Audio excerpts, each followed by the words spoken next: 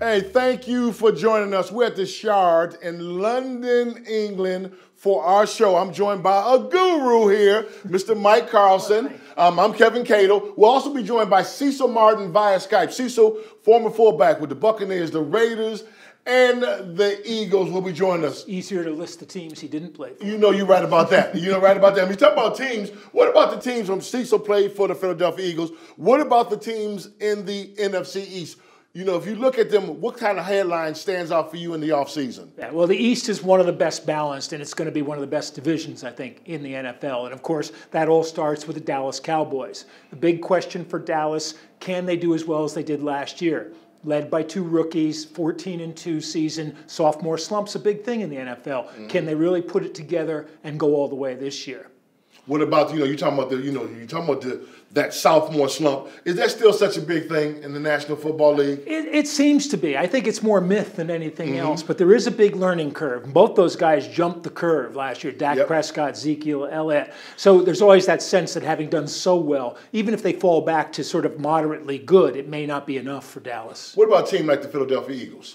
Well, for the Eagles, it's an interesting question because the first thing you want to say is, Wentz go with the Eagles. How far can they go with Carson Wentz at quarterback? They've really rejigged the team a lot, and I think that they've got a lot of potential, but certain positions are going to have to come through for them to improve over last year. New York Giants and what they have going on with that organization. Great defense. That's the key. Is Eli Manning elite enough to take them to the next level? It's a whole different Giants offense. It's not the control the ball on the ground and Eli throws long kind of game. Now they're doing a lot more short passing. They've got great receivers. Eli does have the talent to do that. And the Washington Redskins. Well, who knows with the Redskins? They seem to be putting almost every foot wrong in the offseason, from firing the general manager to not being able to make a decision on Kirk Cousins. And of course, Cousins is really the key to that team succeeding. They've put a lot of stars around him. They should be loaded on offense. Do they have enough on defense to take advantage of that? The thing I really like about the NFC East is that they are loaded and they are stable versus other divisions at that quarterback position. You have some youngsters there with Wentz and Prescott, and you have that veteran who's up and down. With Manning and Cousins still maybe the most consistent out of that foursome. But I like what they have at that quarterback position, and that for me is the reason why I say the NFC East is the better division in the National Football League. Well, that's true, and I won't go through other teams, and other divisions with quarterbacks, but it's very, very true. And if Wentz comes through the way I personally think he will, I think he's got good coaching there in Peterson. I liked him the best of the quarterbacks coming out last year in the draft, even though Dak had such a great season. So if he improves to the level that I think he can, then you really do have four really solid NFL quarterbacks. Well, let's start with the Washington Redskins and that quarterback saga that's going, Willie, won't he, Willie, won't he, with Cousins. You have Kirk Cousins and that. But when you look at that Washington Redskins team, do they have enough to win the NFC East? There's some question marks there. The big thing with Cousins is, in my mind, what they've done with him, being unable to make up their mind about him, probably gives him the incentive to have another really good year. You remember how fired up he got when they finally won a big game. He said, how's that now? They've been so silly with that because they can't make up their mind, and they could have saved a lot of money they could use in other directions had they been able to make up their mind, and right now they're probably overpaying.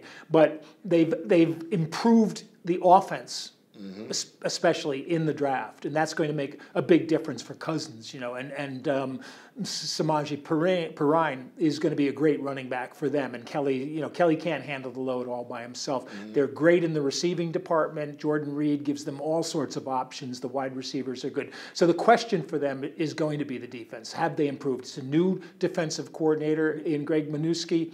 They're going to go to a three-man line. They've rejigged the whole thing, brought in new guys up front. The question will be the secondary. Do the Skins, or have the Skins, replaced two 1,000-yard receivers, Pierre Garçon, Deshaun Jackson? I mean, they bring in Terrell Pryor. We know Jamison Crowder, 800 yards, 8 touchdowns. But he did that with two guys that were number one, number two. He was number three. The question is Josh Doctson. If Josh Doctson performs the way he should be able to, yes, they have. Pryor's a great fit for that team. Whatever Garçon was doing, Pryor can do for them as well. Doctson maybe doesn't have Deshaun Jackson's long breakaway capability, but he's got some speed, he's got some downfield ability. Jordan Reed being in the middle makes it easier for everybody. And those 2,000-yard seasons were, I think, as much a result of the way the offense functions as it was the two individuals who were there. So I wouldn't worry. I'm not that worried from Washington's point of view. It's the D that would worry me more. And that's why I have the Washington Redskins being the fourth place team in the NFC East, but a team who I think will be, they won it last year, and they have not had a repeat winner in the NFC East since 2003, 2004, the Philadelphia Eagles. But the team I see coming in second place, the Dallas Cowboys. You know, you look at their personnel, have they done enough? Because they had so many problems. You know, you look at them defensively, they jumped up, but did they really jump up on the defensive numbers?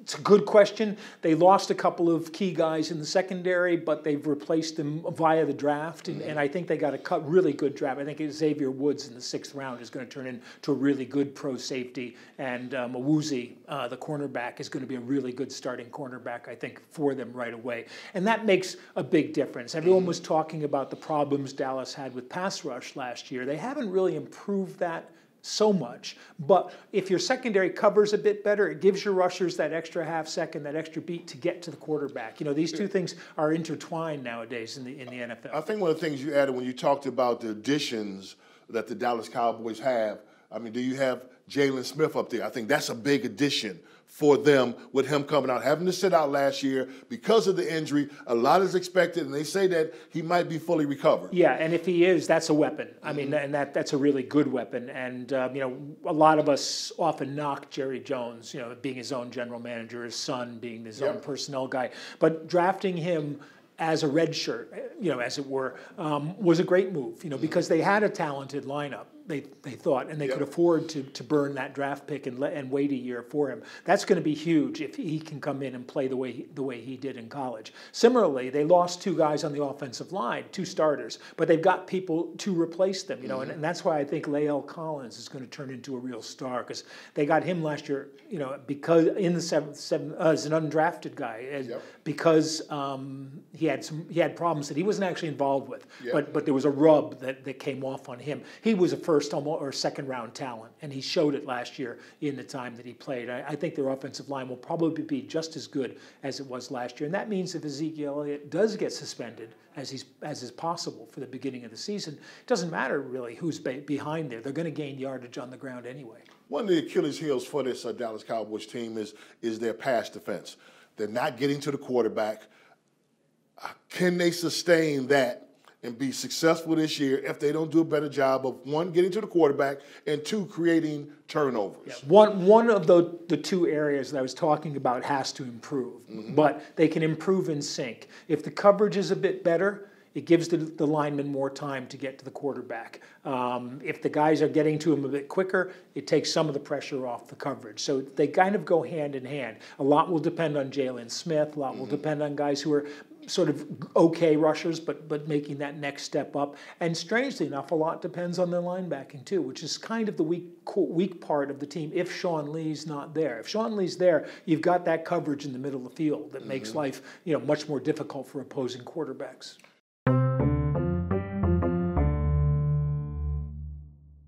Yes, with me on Skype is my main man, Cecil Martin, played with the Philadelphia Eagles, so he's been in the wars of the NFC East. But you know, Cecil, every time I talk to anyone who's played for other teams in the NFC East besides the Dallas Cowboys, every one of them says our main rival were the Dallas Cowboys. Why is that?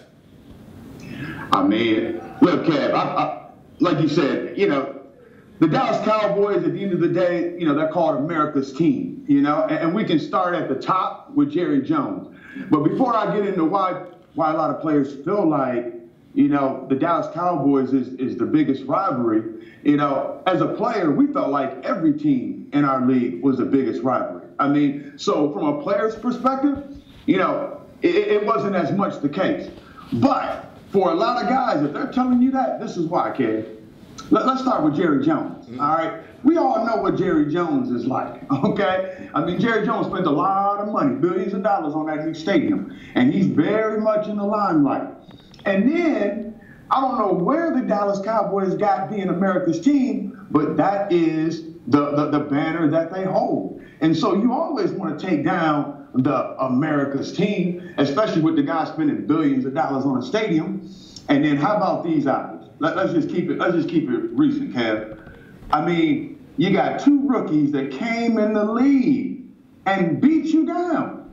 I mean, made you feel real bad about yourself. 2 rookies, okay? Ezekiel Elliott, Dak Prescott. You mentioned 2 rookies, Prescott and Elliott. But what about, you have Landon Collins, safety with the New York Giants. You have Carson Wentz, quarterback with your former team, the Philadelphia Eagles. You were with Donovan McNabb just as you guys started to make things happen. These guys are youngsters coming in.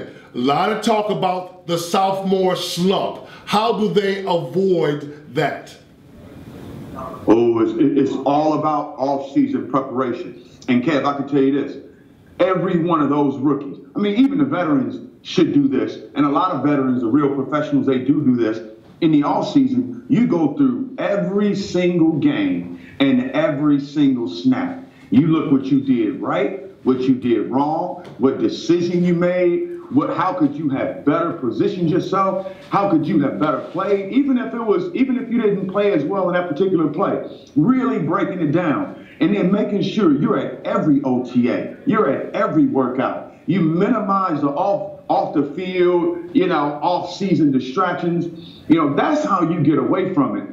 And there's a few rookies in the NFC East that I think, have the type of professionalism to minimize their slump. But best believe, Kev, they're going to have a slump. I mean, Dak Prescott, we already talked about him. The man had 104 QB rating. I mean, that's out of control for a rookie. So look for him to go down a little bit. And I should say a little bit because he's got one of the best offensive lines in the league, if not the best offensive line in the league. And he's got Dez Bryant, and he's got some other weapons in Witten. So if I was looking at a slump, I would see Dak Prescott's slump happening, mainly because he came in so high. Eli Apple, the cornerback for the New York Giants, he may have a little bit of a slump, but that man balled last year. What about the quarterback who was with the Philadelphia Eagles? You talk about, Dak, but what about Carson Wentz? You look at him as a sophomore, where are you looking to see the most improvement from when he was a freshman, a rookie with the Eagles?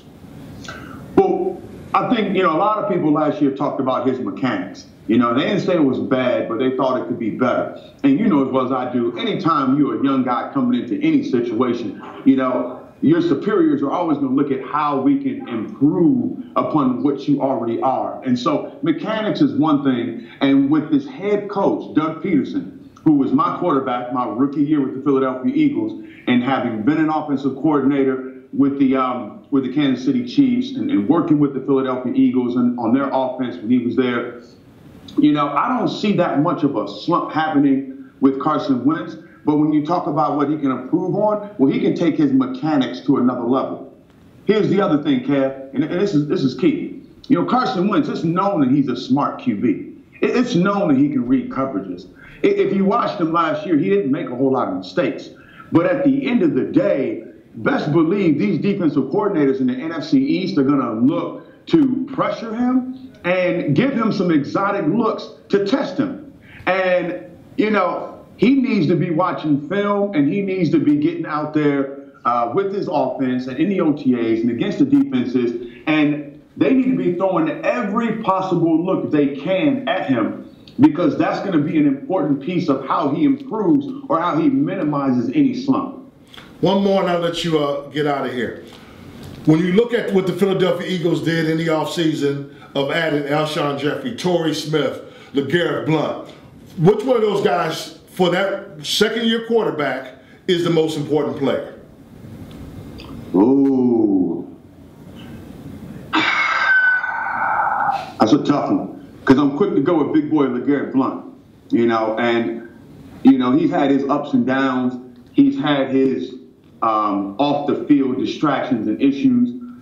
He's been inconsistent at times. It's almost like when LeGarrette Blount is great, he is great. And when he's not good, he's not good. So, I'm quick to talk about him because, I'm an eternal optimist, Kev. And I like to feel like he feels like this is his chance now. to come in and really be that workhorse. When I look at the other two receivers, well, the receiving spot is key, especially for Carson Wentz. But you need a solid running game to keep them honest on the defense. So if I was to answer your question, I'm going to go with LeGarrette Blount. I'm going to take a stab here and say LeGarrette Blount. One segment we want to do in this program is called Trash Talk, and basically I'll do the first one, and basically it's based on what stands out for you in the NFC East. And for me, in Trash Talk, the thing that stands out in the NFC East is Brandon Marshall is the luckiest receiver player in the world. He don't have to change his locker. He don't have to move house. He don't have to change his phone number. He don't have to do anything different but just walk from where he was with the New York Jets and that quarterback situation to a quarterback situation where potentially a future Hall of Famer, he has maybe one of the best receivers, if not the best receivers, on the other side. Brandon Marshall, for me, is like a godsend for him, I know, going to the New York Giants. The big question for him is going to be, how will he function as the guy who's not the center of attention? And when you got OBJ on your team, you aren't going to be the center of attention. I mean, unless he maybe paints his hair orange or something. Well, okay, we'll see. Hey, thank you for joining us. We will continue this. Every week, we're going to make sure that it happens here. Make sure you join us in. We're from the Shad in London, Mike Carlson. We'll have Cecil Martin, Kevin Cadle, and others. See you next time.